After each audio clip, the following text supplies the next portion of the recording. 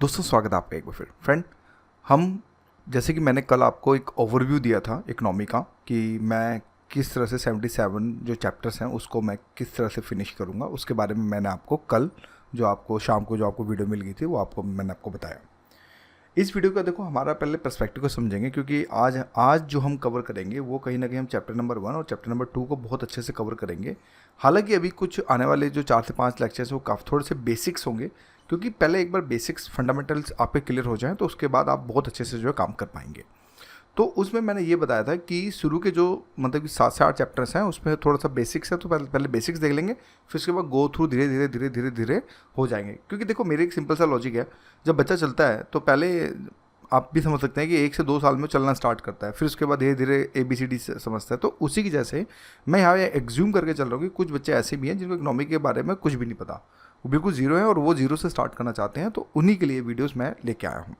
तो इसमें economy series में मेरा जो अप्रोच होगा, अप्रोच को समझना पहले, क्योंकि इसमें मैं आपको फंडामेंटल जो आपके कंसेप्ट्स हैं उनको बहुत ज़्यादा तोड़ के समझाऊंगा। मतलब कहने का मतलब ये है, क्योंकि एक बार अगर कंसेप्ट समझ आ गया ना तो फिर तो मैं गाड़ी खींच दूंगा, क्योंकि मेन रीज़न है कंसेप्ट्स का। ये नहीं कि देखो पढ़ाने को किताब भी है, सब कुछ है, एवरीथिंग है, लेकिन फिर भी बच्चे जो है मार खाते हैं MCQs को लेके। तो मेरा टारगेट यहाँ पे ये है कि एक तो आपके प्रीलिम्स ओरिएंटेड MCQ निकलने चाहिए, राइट, जिसके लिए हम स्टडी कर रहे हैं। दूसरा, मेंस ओरिएंटेड कैसा भी क्वेश्चंस आ जाए, किसी भी तरह का क्वेश्चन आ जाए, उसकी फ्रेमिंग आप बहुत अच्छे से कर सकें और उस आंसर्स को बहुत अच्छे से आप लिख सकें। ये मेरा पर्सपेक्टिव है, 2 मोटिव के साथ मैं चलूँगा। तो इसमें इकोनॉमी सीरीज़ के अंदर, हालांकि मैंने आपसे 4 साल पहले भी इकोनॉमी पढ़ाई थी, काफ़ी अच्छा रिस्पॉन्स दिया था, लाखों में व्यूज़ गए थे, एक पे ये वीडियो 3-3 लाख। तो इसी की जैसे मैं एक्सपेक्ट करूँगा कि ये सीरीज़ भी आप देखें, और ये कहीं ना कहीं 2025, 26, 27 वालों के लिए वैलिड है। हिंदी मीडियम में कंटेंट इसमें नहीं होगा, इसमें इंग्लिश टू हिंदी चलेगा, ताकि क्योंकि टाइपिंग में बहुत ज़्यादा हमें दिक्कतें मिलती हैं। और जो ये चैप्टर्स की जो मैं समरी बताऊंगा वो बेसिकली कहीं ना कहीं अगर बात करें तो कहीं ना कहीं जो मेरे द्वारा जो लिखी गई किताब है, जिसमें मैंने अगर बात करें तो 606 पेजेस के अंदर किताब है ये, इंग्लिश में। हिंदी में हो सकता है 700 पेजेस, 750 पेजेस जा सकती है, क्योंकि कंटेंट क्योंकि हिंदी में ट्रांसलेशन में वर्ड्स थोड़े ज़्यादा फैल के लिखे जाते हैं, जिसके कारण। तो इसमें मैंने इस बुक के अंदर यही लिखा है कि कंसेप्चुअल पे ज़्यादा फोकस किया है, फैक्चुअल जो डेटा होता है उसको मैंने मैक्सिमम केसेस में इग्नोर ही किया है। कहीं कहीं जगह थोड़ा बहुत हो सकता है, तो इसको आप चाहें तो अमेजोन, फ्लिपकार्ट या फिर अरोड़ा इस वेबसाइट पे जाके आप देख सकते हैं, चेकआउट कर सकते हैं। तो चलिए फिर पहला चैप्टर स्टार्ट करते हैं। देखिए पहला चैप्टर की बात करें तो वो है अंडरस्टैंडिंग इकोनॉमी एंड इकोनॉमी। अब देखो यार, वर्ड तो दोनों ही सेम है। अगर हम प्रैक्टिकल थोड़ा सा देखें यार, अगर सामने वाला बंदा बोले यार इकोनॉमी और इकोनॉमिक में क्या फ़र्क है, कोई फ़र्क नहीं है। लेकिन पहले हमें चीज़ों को समझना पड़ेगा कि इकोनॉमी का भी एक अलग टर्म है और एक इकोनॉमी का भी एक अलग टर्म है। तो पहले इसके थोड़े से बेसिक्स फंडामेंटल को समझ लेते हैं कि देखो, या कभी कभी क्या होता है ना कि अगर आप इकोनॉमी क्लास कर रहे हो, कोई आपसे कोई पड़ोसी पूछ ले या फिर कोई आपके फादर पूछ ले, हाँ भाई बता फादर ऑफ इकोनॉमी क्या है, एडम स्मिथ। एडम स्मिथ एक पहले बंदे थे जिन्होंने अगर बात करें तो मतलब कि उन्होंने एक किताब लिखी और 70s एरा के अंदर इन्होंने किताब लिखी थी जिसमें इन्होंने theory on capitalism, free market और सप्लाई एंड डिमांड के बारे में बताया था। अब भाई थ्योरी ऑफ कैपिटलिज्म, इन्होंने ये बोला था कि भाई पूंजीवाद को थोड़ा बढ़ावा दो फ्री मार्केट की तरफ, मतलब कि जहाँ पर गवर्नमेंट इंटरफेयर ना करे लेकिन वहाँ पे फ्री फ्लो होना चाहिए। हालांकि इसके नेगेटिव एस्पेक्ट्स भी हैं फ्री मार्केट्स के, वो हम बाद में डिस्कस करेंगे जब हम एडवांस पार्ट में जाएंगे कि फ्री मार्केट्स क्यों नहीं होना चाहिए, रेगुलेशन क्यों इंपॉर्टेंट है। जैसे कि आज के समय देख लो, फ्री मार्केट की बात करें तो जैसे जियो है, जियो एयरटेल, इन्होंने अपनी एक कार्टेल बना रखा है और एक रेट बढ़ाता है तो दूसरा आदमी रेट बढ़ा देता है। तो कहीं ना कहीं हमें ये भी देखने को मिलता है कि कहीं ना कहीं गवर्नमेंट का इंटरवेंशन अगर होता भी है, मैं ये नहीं बोलूँगा, लेकिन तो इस पर इन पर भी जो लगाई जा सकती है, क्योंकि 25% सडनली बढ़ा देना ये बहुत बड़ा एक हमें जो है ताजुब हमें देखने को मिलता है। इसी की जैसे इन्होंने ये भी बोला कि भाई जहाँ पे सप्लाई और डिमांड का खेल होता है, यानी कुल मिला के देखो सप्लाई डिमांड, अब सिंपल सा लॉजिक है, जैसे बरसात है, अब आपने देखा होगा कि मैं बिल्कुल बेसिक एग्जांपल्स लूंगा, बिल्कुल प्रैक्टिकल एग्जांपल्स लूंगा ताकि आपको कंसेप्ट समझने में दिक्कत ना हो। देखो सप्लाई डिमांड कैसे काम करती है भाई। अब जैसे बरसात का सीजन अभी चल रहा है, जब आप देख रहे हो रुद्रप्रयाग हो गया, उत्तराखंड में बाढ़ आ रखी है, गंगा मतलब ज़्यादा बाढ़ से चल रही है, तो उस केस में देखोगे तो आपके सब्जियों के दाम, जो हम एक इंडिविजुअल होते हैं, आपने देखा होगा कि जो वेजिटेबल्स की जो प्राइस है वो काफ़ी ज़्यादा स्पाइक कर, टमाटर 80 रुपये किलो भाई दिल्ली के अंदर, कल ही खरीद के लाया हूँ। तो ये क्यों हुआ भाई, उन्होंने साहब बोला भाई टमाटर पीछे से नहीं आ रहे हैं, इस वजह से शॉर्ट सप्लाई है। तो जब सप्लाई आपकी कम होगी, ध्यान से समझना, यानी कि अगर मैं यहाँ पे एस सप्लाई और यहाँ पे इसको डिमांड को डोनेट करूँ, तो देखो ध्यान से समझना, जब सप्लाई आपकी कम होगी तो जब सप्लाई और डिमांड आपकी ऑटोमेटिक बढ़ जाएगी। ये यूनिवर्सल फैक्ट है। यानी कि सप्लाई और डिमांड में हम इन्वर्स रिलेशनशिप भी अगर इनडायरेक्टली देखें तो मैं कहीं ना कहीं इन्वर्स रिलेशनशिप भी हमें देखने को मिलता है। इसी वजह से जब सप्लाई जब आपकी ज़्यादा होगी तो डिमांड ऑटोमेटिक जो है कम हो जाएगी। ये कैसे होगी, किस तरह से होगी, वो बात की बात है। जैसे अभी समझा रहा हूँ कि father of economy Adam Smith को कहते हैं। 70s एरा के अंदर इन्होंने, अब तो एरियर्स नॉट मैटर, ठीक है, क्योंकि आप लोग एक सिविल सर्विस की तैयारी कर रहे हो, you are not preparing for bank clerk और समथिंग लाइक दैट, तो इस चीज़ को भी समझने की कोशिश करना, ठीक है। फिर मॉडर्न में अगर देखें, इंडियन पर्सपेक्टिव के हिसाब से देखें तो बहुत सारे फादर ऑफ इकोनॉमी है, ऐसी बात नहीं है। लेकिन अब ट्रू वैल्यू में देखें, जब हमारे अंदर 1991 के अंदर आसपास जब हमारे पास सिर्फ 14 दिन के इंपोर्ट के लिए पैसे बचे थे। इंपोर्ट मतलब आप समझें इस चीज़ को, इंपोर्ट मतलब कि यार देखो, जब इंपोर्ट में क्या होता है कि रुपये से मेल जोल नहीं होता, वहाँ आपको डॉलर्स चाहिए। अगर आपको बाहर से सामान खरीदना है तो आपको डॉलर्स में पे करना होता है, जिसका नाम एक बैंक गारंटी आता है। आपने देखा होगा जब आप एक्सपोर्ट करते हैं किसी चीज़ को तो बैंक गारंटी के थ्रू बैंक टू बैंक होता है। तो हमारे पास 14 दिन के लिए पर्याप्त डॉलर थे, मतलब अगर हम बात करें पूरी इंडियन इकोनॉमी को देखें तो, जिसके कारण पीवी नरसिम्हा राव जो हालांकि तेलंगाना के मतलब थे पीएम, तो इन्होंने यहाँ पर रिफॉर्म किया था इंडिया को, तो जिसकी वजह से इनका नाम जो है father of economy in India के अंदर, जो बेसिकली जो है 1991 से लेकर 1996 तक के बीच में इनको एक माना जाता है। मैं ये नहीं कह रहा कि यही है, पर प्रैक्टिकल वे में देखें अगर मैं, क्योंकि यहाँ पे बिहेवियरल इकोनॉमी पढ़ाना चाहता हूँ ताकि मैं आपको प्रैक्टिकल चीज़ें भी बता सकूँ, तो यहाँ पर इस कंसेप्ट का मतलब यहाँ पे हमें यही देखने को मिल रहा है। तो अभी तक हमने स्लाइड के अंदर यही समझा कि एडम स्मिथ, जिन्होंने दो तरह की बातें करी, जिनमें capitalism, free market, supply demand को लेकर बात करी थी।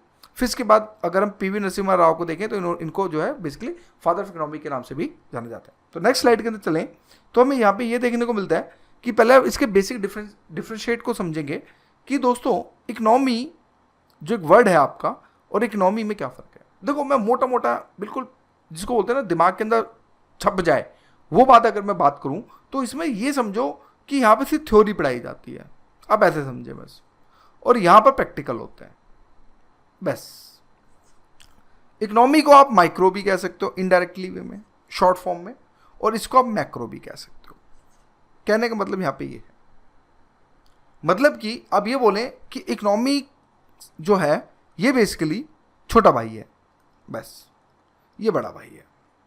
बिगर पिक्चर देखनी है हमें इकोनॉमी को समझना होगा, और अगर छोटी पिक्चर है तो हमें इकोनॉमिक को समझना होगा। तो ये एक प्रैक्टिकल अप्रोच में मतलब ये कहने का मतलब ये है कि यहाँ पर सिर्फ हमें थ्योरी के हिसाब से चीज़ें जो हमारे इकोनॉमिक्स जो है हमारे एक से एक, जो क्योंकि जब आप ब्रांचेस ऑफ इकोनॉमिक भी पढ़ते हैं जिसके अंदर इंटरनेशनल इकोनॉमिक भी आती है, बहुत सारी चीज़ें आती हैं, तो ये थ्योरी मतलब कि थ्योरी प्रिंसिपल्स पे काम करता है। यानी कि अगर बात करें जेप्शंस हो गया, प्रिंसिपल्स हो गया, जिसके अंदर आपके सिद्धांत और धारणाओं के ऊपर अगर बात करें हिंदी के अंदर तो इस पे काम करता है। और ये जो है अगर बात करें प्रैक्टिकल अप्रोच के हिसाब से काम करता है कि जिस तरह से आज के समय इंडियन इकोनॉमी चल रही है उस चीज़ को लेके जो है कुल मिला के जो बात करता तो बात करता है। तो हमें यहाँ पे ये देखने को मिलता है कि ये कहना कि थ्योरी इकोनॉमी जो है थ्योरी के अंदर जो है समझाया जाता है, और उसी के जैसे प्रैक्टिकल एप्लीकेशंस के अंदर बात करें तो इकोनॉमी के अंदर सबसे ज़्यादा जो हमें देखा जाता है। इसमें एक चीज़ और है इकोनॉमी के अंदर, इसके अंदर दोस्तों डिसीजंस जो होते हैं वो ह्यूमन फैक्टर्स जो होते हैं उसके ऊपर जो है डिस्कस किया जाता है, और यहाँ पर एलोकेशन ऑफ रिसोर्सेज यानी रिसोर्सेज का जो एलोकेटेड होता है उसके ऊपर बात करी जाती है। यहाँ पर एक इंडिविजुअल फैक्टर को ज़्यादा तजुर्बे दी जाती है, और यहाँ पर अगर बात करें तो पूरी सोसाइटी या फिर पूरी एक होल कंट्री के ऊपर या फिर एक स्टेट के ऊपर या फिर एक डिस्ट्रिक्ट के ऊपर, मतलब कि जहाँ पर मोर देन मैक्सिमम थोड़े ज़्यादा पीपल हों, फैमिली को हटा दें, तो वहाँ पर उस चीज़ को लेकर बात करी जाती है। क्योंकि ये एक थ्योरेटिकल पार्ट है तो यहाँ पर एक पहले एक एग्ज्यूम किया जाता है। देखो मैं इसके पीछे एक रीजन समझाऊंगा आपको। आपने कभी देखा होगा गवर्नमेंट की जो स्कीम्स निकलती हैं, ध्यान से समझना, गवर्नमेंट की जो स्कीम्स निकलती है तो वो कभी कभी क्या होता है, आपने वर्ड सुना होगा पायलट प्रोजेक्ट। पायलट प्रोजेक्ट क्या होता है, कुछ ही ब्लॉक में या कुछ एक आधे डिस्ट्रिक्ट के अंदर ही अगर कोई गवर्नमेंट कोई स्कीम लेके आना चाहती है तो वो उसको इम्प्लीमेशन पे लाती है। वो पहले ये देखती है कि यहाँ पर क्या क्या हमें चैलेंजेस फेस करने को मिल रहे हैं या फिर हमारे पास क्या क्या दिक्कतें इसमें हो सकती है, ताकि क्योंकि अगर हम इसको मैक्रो लेवल पे लेके जाएंगे तो हमें इस तरह की चैलेंजेस मतलब कि कम फेस करनी पड़े। तो हमें ये देखना पड़ता है जब गवर्नमेंट आती है तो हमेशा ये बात ध्यान रखिएगा कि वो हमेशा इकोनॉमिक पे ही फोकस करती है। मैं ये नहीं कह रहा कि इकोनॉमी हमें नहीं पढ़नी है, ये एक छोटी अप्रोच है, लेकिन हमें जब हम छोटी अप्रोच से जब हम कंक्लूजन निकालते हैं तो फिर हम उसके बाद जो हम बड़ी अप्रोच के ऊपर भागते हैं। आप समझे मेरी बात को? इसीलिए यही एक रीज़न होता है कि गवर्नमेंट जब भी आती है तो वो कहीं ना कहीं अगर बात करें तो हमें ये देखने को मिलता है कि वो कहीं ना कहीं पहले पायलट प्रोजेक्ट के हिसाब से जो चीज़ों को लेके आती है। अब मैं अभी समझाऊंगा आपको स्कैरसिटी ऑफ रिसोर्सेज के बारे में क्या होता है, ये बात की बात है। बस अभी ये समझ जाओ कि इकोनॉमी और इकोनॉमिक और इकोनॉमी में क्या फ़र्क है। जो इकोनॉमिक है वो एक छोटा भाई है, ऐसे समझो, और इकोनॉमी जो है वो एक बड़ा भाई की तरह हमें देखने को मिलता है, जिसके अंदर बिगर पिक्चर आती है, और इकोनॉमी के अंदर जो होते हैं एक छोटी पिक्चर हमें जो देखने को मिलती है। तो ये स्लाइड में हमने रिवाइज कर लिया, आगे बढ़ते हैं। तो इकोनॉमी के अंदर अब देखो, basically complex system of production, distribution and consumption of goods and services. भाई गुड्स क्या होते हैं, जो हम कंज्यूम करते हैं, जिसको हम फिजिकली टच कर सकते हैं। सर्विसेज क्या होती हैं, जिनको आप टच नहीं कर सकते, लेकिन सर्विस, जैसे टीचिंग एक सर्विसेज है, बैंकिंग एक सर्विसेज है, उसको हम बाद में देखेंगे। जैसे बेसिक्स ओवरव्यू बताया कि भाई गुड्स और सर्विस में ये डिफरेंस होता है। तो ये जो होता है कॉम्प्लेक्स सिस्टम किसका है, प्रोडक्शन, डिस्ट्रीब्यूशन एंड कंजप्शन।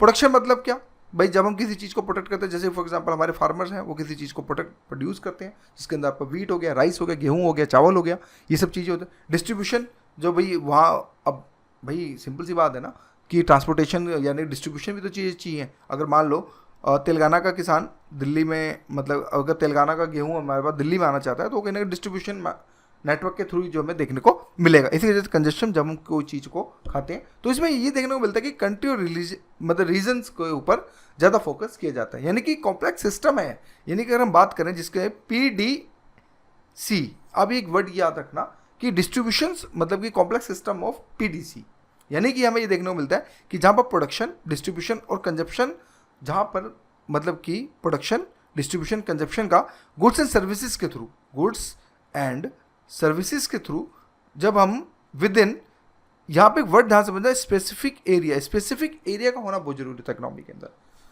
अगर मान लीजिए प्रोडक्शन कर रहे हैं, डिस्ट्रीब्यूशन कर रहे हैं, कंजप्शन कर रहे हैं, लेकिन आपके पास स्पेसिफिक एरिया नहीं है, तो फिर वो इकोनॉमिक नहीं कहलाएगी।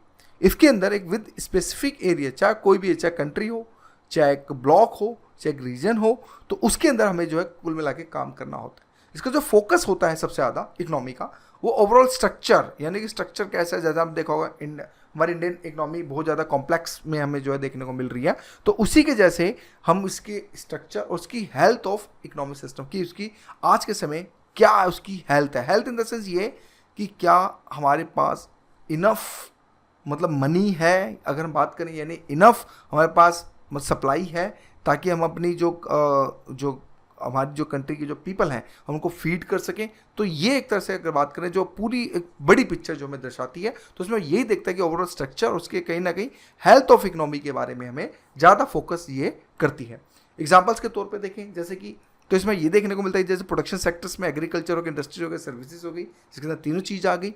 एम्प्लॉयमेंट लेवल हो गया, भाई एम्प्लॉयमेंट लेवल किस तरह से है कि जिस तरह से आप देखें, अगर देखो मैं अगर ट्रू ट्रेंड एनालिसिस करूं, तो मैं भी एक्सेप्ट करता हूं कि हमारे देश के अंदर कहीं ना कहीं एम्प्लॉयमेंट की जो ग्रोथ है वो उस तरह से नहीं बढ़ पाई जिस तरह से बढ़नी चाहिए थी।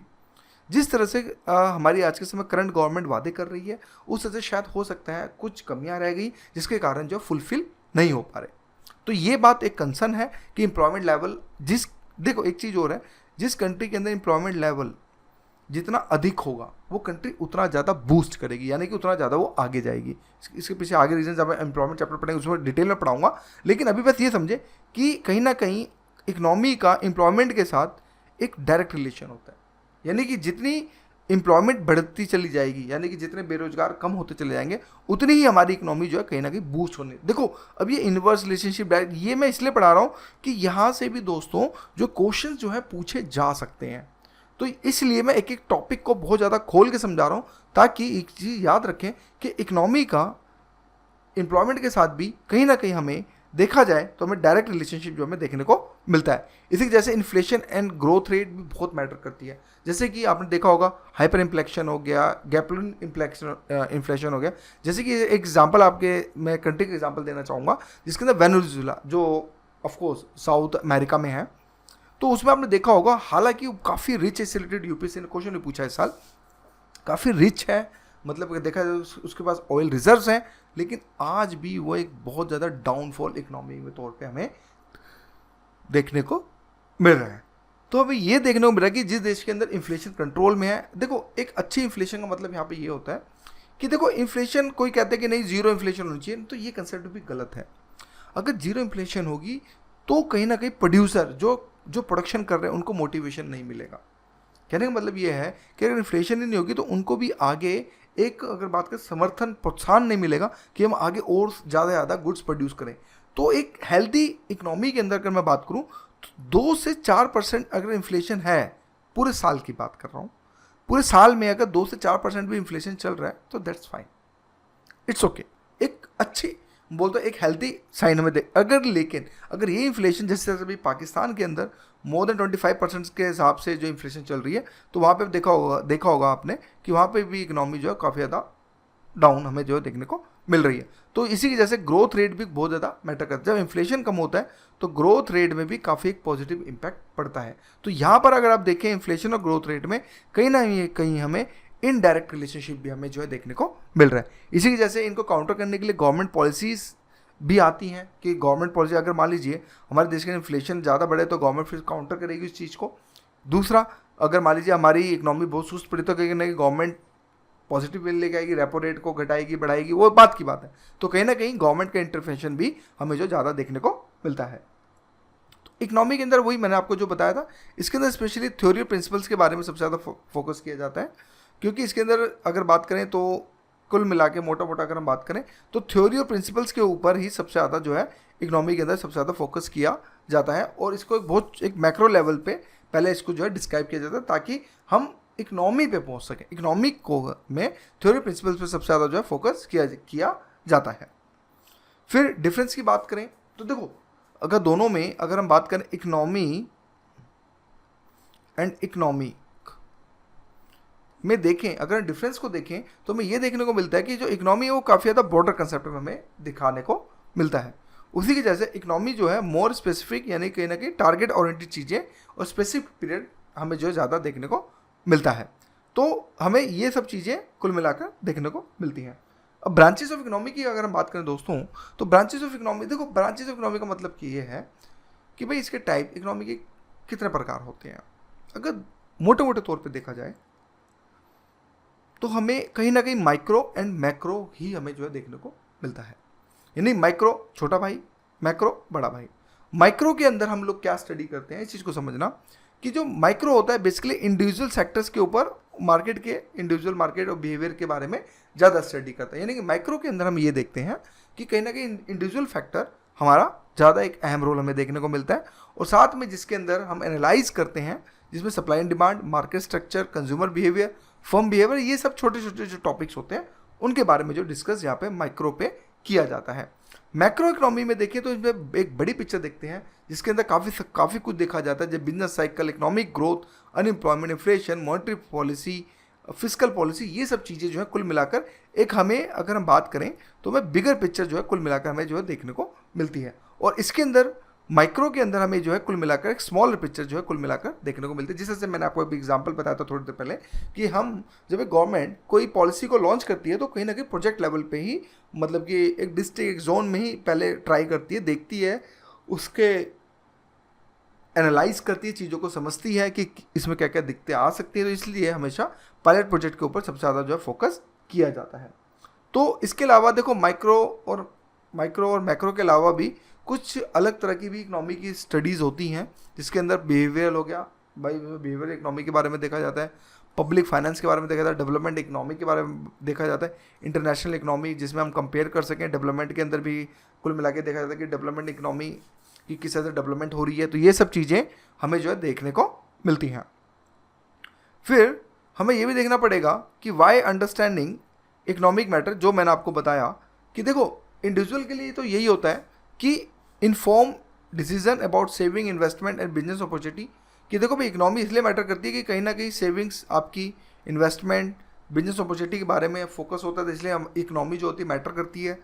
दूसरा, allocated resource efficiency, promote growth, address poverty, equality, ये सब भी चीज़ें जो हैं इनको भी काउंटर किया जाए ताकि सोसाइटी के अंदर भी इन चीज़ों के ऊपर भी जो सबसे ज़्यादा फोकस किया जाए। और इन चीज़ों को, जैसे कि अगर बात करें इनइक्वालिटी को कम करना, ठीक है, प्रमोट ग्रोथ को पे मतलब ज़्यादा बढ़ाना, पॉवर्टी को कम करना, तो ये सब चीज़ें जो हैं स्टेबल एक फ्यूचर देने की कोशिश करना किसी भी देश को, तो इसलिए हमें इकोनॉमी पढ़ने की ज़रूरत होती है। यही एक रीज़न होता है कि हम इकोनॉमी को स्टडी करते हैं। इसलिए यूपीएससी के अंदर भी स्पेशली जिस पेपर 3 का इकोनॉमी का सेक्शन आपने देखा होगा, करीब 120 मार्क्स, 110 से 120 मार्क्स के क्वेश्चन जो है बेसिकली पूछे जाते हैं। चैप्टर नंबर 2 पे चलते हैं दोस्तों। इकोनॉमिक सिस्टम क्या होता है? देखो, अभी तक हमने क्या पढ़ा? अभी तक हमने बेसिक डेफिनेशन इकोनॉमी को पढ़ा, फिर हमने इकोनॉमिक को पढ़ा, फिर हमने माइक्रो को पढ़ा और फिर हमने मैक्रो को पढ़ा। अब इकोनॉमिक सिस्टम की अगर हम बात करें तो देखो, इकोनॉमिक सिस्टम होता क्या है? मतलब एक तरह से एक इकोनॉमी का सिस्टम बनाना, यानी कि ये ऐसा समझो, अब जैसे कि मान लिया आप ही हैं अपने देश में, आप ही अपने घर में अर्न कर रहे हैं, ठीक है। मान लीजिए आप कहीं जॉब कर रहे हैं, किसी कॉल सेंटर में, किसी छोटी मोटी जॉब कर रहे हैं, या फिर रैपिडो चला रहे हो, तो आपके पास पैसा आया।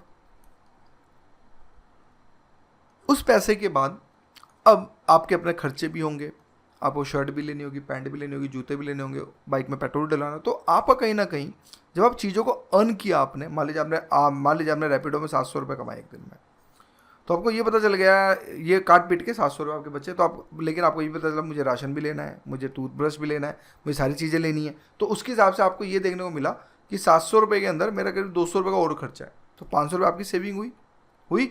लेकिन आपने जब जॉब की, ये सब चीज़ें हुई, तो कहीं ना कहीं ये इकोनॉमी के सिस्टम के तौर पे हमें जो है देखने को मिल रही है। मैं भी बहुत ही एक माइक्रो, मतलब बोलते हैं ना, हाइपोथेटिकल एग्जांपल्स के थ्रू समझा रहा हूँ ताकि आपके दिमाग में इकोनॉमिक सिस्टम घुस सके। इकोनॉमिक सिस्टम में क्या बेसिकली होता ये है कि भाई set rules for how society produce, distribute and consume goods and services को देखा जाता है। यानी इकोनॉमिक सिस्टम के अंदर अगर हम देखें तो इसमें यह देखा जाता है कि सोसाइटी किस तरह से किसी चीज़ को प्रोड्यूस करेगी, किस तरह से डिस्ट्रीब्यूट करेगी, किस तरह से कंज्यूम करेगी। उस अभी मैं समझाऊंगा एक बड़ी पिक्चर के साथ। अभी बस ये समझे कि इकोनॉमिक सिस्टम के अंदर ये चीज़ें देखी जाती हैं जिसके अंदर सोसाइटी किस तरह से प्रोड्यूस करेगी, डिस्ट्रीब्यूट करेगी और कंज्यूम करेगी, ये सब चीज़ें हमें देखने को मिलती हैं। तो मैं अब बात करूंगा 4 फंडामेंटल इकोनॉमिक सिस्टम। पहले हम इसी को समझते हैं कि how society produce, distribute and consume goods and service. पहले समझते हैं एग्जाम्पल्स के थ्रू। मान लीजिए अब आप ही हैं, ठीक है, रैपिडो चला रहे हैं बढ़िया से। मान लीजिए आपने 1000 रुपये, सिंपल फिगर रखते हैं, 1000 रुपये आपने अर्न किया। ध्यान से समझना भाई, मान लीजिए आपने 1000 रुपये काम किया, आपने 30 दिन काम किया, तो कुल मिला के वो 30,000 हो गया। मैं उसी चीज़ पे आऊँगा अभी। जब आपने 30,000 रुपये कमाए, भाई मज़े आ गए, पहली बात तो कांग्रेचुलेशन, 30,000 रुपये हो गए। लेकिन अब आपका मन है, ध्यान से समझना, अब मान लीजिए आपका मन है कि यार चलो मैं एक काम करता हूँ, मैं एक आईफोन ले लेता हूँ, आईफोन 15 70,000 के आसपास का है। लेकिन आपके पास तो 30,000 है, तो 70,000 का माल आप कैसे उठाएंगे? सिंपल सी बात है। या तो इसके में 2 ऑप्शन, अब ध्यान से ऑप्शन समझना, या तो आप 2 महीने और काम करें, आपके पास 30,000 से अगर लेके चले तो 90,000 होंगे, फिर उसके बाद आप 70,000 का जो है फ़ोन ले सकते हैं। ये भी बात सही है। लेकिन अगर ध्यान से देखें, यानी कि आपके पास लैक ऑफ फंड्स हैं। अगर मैं इकोनॉमी टर्म में आऊँ तो आपको ये देखने को मिलेगा कि लैक ऑफ फंड्स हैं। आपके डिज़ायर तो है यहाँ पे आईफोन लेने की, लेकिन due to the lack of funds आपकी वो डिज़ायर जो है फुलफिल नहीं हो रही है। आप समझे? इसी की जैसे इकोनॉमी है। इकोनॉमी के अंदर ये देखा जाता है कि भाई इकोनॉमी तो चाहती है कि बहुत ग्रो करना चाहें, लेकिन due to the lack of funds के हिसाब से उनको ऐसे डिसीजन बनने पड़ते हैं कि ताकि उनकी एलोकेशंस ऑफ स्कैरसिटी, ठीक है, एलोकेशंस ऑफ स्कैरसिटी को भी एक तरह से हम बात करें तो उसको भी थोड़ा सा देखा जाए। तो इसको एक एग्जाम्पल से अभी आगे और समझाता हूँ बढ़िया से। तो इसमें भी ये देखने को मिलता है कि 4 फंडामेंटल इकोनॉमिक प्रॉब्लम में देखने को मिलती है कि देखो भाई, जिसके अंदर हमें किसी भी आप इकोनॉमी के अंदर जाएंगे तो आपको 4 फंडामेंटल इकोनॉमी ही देखने को मिलेगी, जिसके अंदर what to produce, how to produce, from home to produce और व्हेन टू प्रोड्यूस। इसका मतलब यहाँ पे ये हुआ कि हम क्या प्रोड्यूस करें। भाई यहाँ पे स्कैरसिटी हो गया, वांट वर्सेस रिसोर्सेज।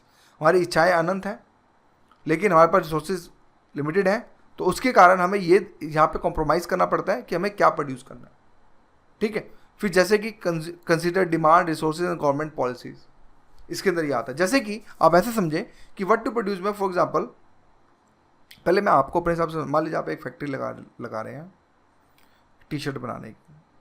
ध्यान से समझना, आप टी शर्ट बनाने की फैक्ट्री लगाना चाहते हैं, आपके पास कैपिटल तो 1 ही लाख है, लेकिन आपको ये पता चला कि अगर मैं फैक्ट्री डालूंगा तो करीब मुझे 10 लाख रुपए चाहिए, तो क्या ये फैक्ट्री लग पाएगी? नहीं लग पाएगी।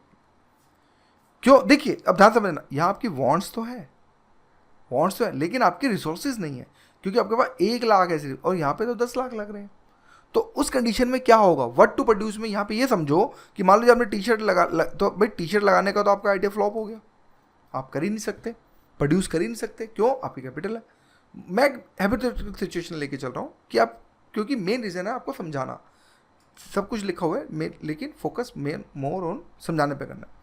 तो एक तो ये बात हो गई। दूसरा, तो अगर मैं ये बोलूँ कि चलो ठीक है अभी आप एक छोटी मोटा मतलब मान लीजिए परचून की दुकान खोल लेते हैं, तो क्या वो हो सकती है? हो सकती है। आपके पास 1 लाख है तो 1 लाख के अंदर ठीक ठाक एक परचून की दुकान, छोटी मोटी दुकान जिसके अंदर आप डेली का गल्ला 300-400 रुपये बना सकते हो, तो क्या वो कर पाएंगे? हाँ कर सकते हैं। तो आपने देखा होगा कि आप टी शर्ट को छोड़ के परचून पे चले गए, क्यों? व्हाट टू प्रोड्यूस, क्यों? आपके पास due to the lack of resources हैं, यानी कि सोर्सेज जो है आपके वो कम है, जिसके कारण आपने मान लीजिए परचून की दुकान खोली। तो इसी की जैसे एक अगर मैं इसको बड़े फ्रेम में लेके जाऊँ तो इंडियन इकोनॉमी के अंदर भी यही सीन होता है कि वो कुछ अगर प्रोड्यूस करना चाहते तो पहले उनको फंड्स के हिसाब से चलना पड़ेगा, ना कि उनकी जो डिज़ायर है उसके हिसाब से नहीं, उनके अकॉर्डिंग टू रिसोर्सेज क्या क्या गवर्नमेंट के पास, उसके हिसाब से जो चीज़ें जो है चलनी पड़ती हैं। अब भाई कैसे इंडिया डेवलप क्यों नहीं हो सकता? क्यों भाई? क्योंकि अभी टाइम लगेगा हमें, क्योंकि हमारे पास फंड्स नहीं है। फिजिकली जैसे हाउ टू प्रोड्यूस, भाई हमें ये भी देखना पड़ेगा कि अगर कोई इकनॉमी मान लीजिए गरीब है, मान लीजिए, तो वहाँ पे तो लेबर इंसेंटिव ज़्यादा होगा, लेबर इंसेंटिव जो चीज़ें होंगी वो ज़्यादा होंगी। और वहीं पे अगर डेवलप कंट्री है तो वहाँ पर मशीन्स का ज़्यादा उपयोग होगा। अगर भाई कंट्री गरीब है तो वहाँ पे हाथ से मतलब कि ज़्यादातर कोशिश यही करी जाएगी कि भाई कहीं ना कहीं लेबर्स के थ्रू मतलब कि ज़्यादा काम हो। और अगर वो डेवलप है तो वो टेक्नोलॉजी साथ में लेके आएगी। तो कहीं ना कहीं ये भी देखना पड़ता है कि हाउ टू प्रोड्यूस में उस देश की इकोनॉमी कैसी है, तो ये भी सब चीज़ें हमें देखने को मिलती हैं। इसी की जैसे फ्रॉम होम टू प्रोड्यूस, भाई किसके लिए प्रोड्यूस करें? फिर वही बेसिक्स पीस पे। अब मान लीजिए कोई इकोनॉमी अगर गरीब है तो भाई अगर वो किसके लिए प्रोड्यूस, अगर वहाँ पर मान लीजिए आप टैंक बना रहे हो और पब्लिक के पास खाने के लिए पैसा नहीं है, मतलब खाने के लिए राशन नहीं है, तो अगर आपकी सरकार अगर टैंक बनाएगी तो क्या गलत होगा? नहीं होगा। तो हमें ये भी तो देखना है कि किसके लिए प्रोड्यूस करना है, कि गरीब जनता के लिए करना है या रिच पीपल के लिए करना है। तो ये भी सब चीज़ें हमें जो है देखने को मिलती हैं। फिर व्हेन टू प्रोड्यूस, भाई आखिर टाइमिंग और सीजन्स के हिसाब से भी चीज़ें बहुत इंपॉर्टेंट होती हैं। मान लीजिए अब आप ऐसे टाइम पे कर रहे हैं जो एक और टाइम में जहाँ पे किसी चीज़ की पीक की डिमांड ही नहीं है, तो फिर अगर वहाँ पे करेंगे तो भी आपके रिसोर्सेज होंगे वो कहीं ना कहीं ख़राब आपको जो है देखने को मिलेंगे। तो ये सब 4 फंडामेंटल यूनिवर्सल प्रॉब्लम है जो आपने अगर बात करें तो 11th में भी पढ़ते मतलब 12th में भी पढ़ते हैं। तो उसी की जैसे मैंने आपको यहाँ पे कुल मिला के जो डिटेल के अंदर आपको समझाने की जो कोशिश करी है। फिर सोल्यूशन इसका क्या क्या हो सकता है कि भाई एक तो कमांड इकोनॉमी जिसके अंदर सोशलिस्ट, कैपिटलिस्ट और ये कंबाइंड एलिमेंट ऑफ बोथ, ये सब चीज़ें हम बाद में आने वाले टाइम में देखें क्योंकि इसको बहुत ज़्यादा एक्सप्लेन करना पड़ेगा। बस ये समझे कि सोल्यूशन फॉर इकोनॉमिक सिस्टम यही होता है कि भाई मार्केट इकोनॉमी या तो कैपिटलिस्ट हो सकती है। सोशलिस्ट का मतलब ये है कि भाई जहाँ पर अगर बात करें तो वहाँ पर मतलब कि गरीब लोगों का ज़्यादा ध्यान रखा जाता है, कैपिटलिस्ट के अंदर अमीर लोगों का ज़्यादा ध्यान रखा जाता है और मिक्स के अंदर गरीब और अमीर दोनों का जो ध्यान रखा जाता है। तो इसके लिए हम एक सोल्यूशन के तौर पर हम आगे बढ़ सकते हैं। तो दोस्तों ये था मेरा आज का लेक्चर। आशा करता हूँ कि आपको मज़ा आया होगा। तो आज की वीडियो को इतना ही, फिर बाद में मिलेंगे। So thank you for watching video.